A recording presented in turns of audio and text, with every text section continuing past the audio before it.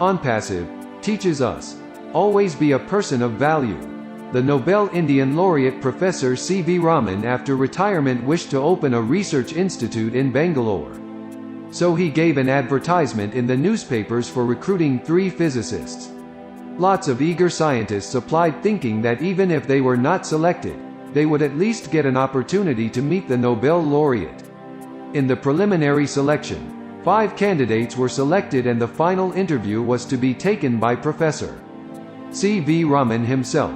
3 were selected out of the 5. Next day Professor Raman was taking a walk and found one young man waiting to meet him. He realized that it was the same man who was not selected.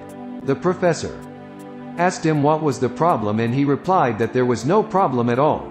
But after finishing the interview the office had paid him 7 rupees extra than his claim and he wanted to return it.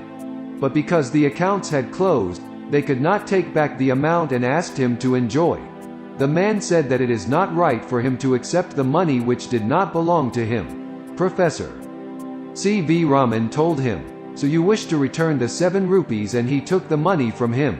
After going few steps forward the professor asked the young man to meet him the next day at 10:30 a.m. The man was happy that he would get an opportunity to meet the great man again. When he met the professor next day the Nobel laureate told the young man, "Son, you failed in the physics test but you have passed the honesty test. So I have created another post for you." The young man was surprised and very happy to join. Later on he too became a Nobel laureate in 1983. This young man was Professor Subramanian Chandrasekhar, US citizen of Indian origin. He has written a book on how the 7 rupees changed his life. This was how honesty made a great scientist. What is lacking in talent can most often be made up for with hard work, guidance and help from others, but what is lacking in character and values can't be made up for with anything ever.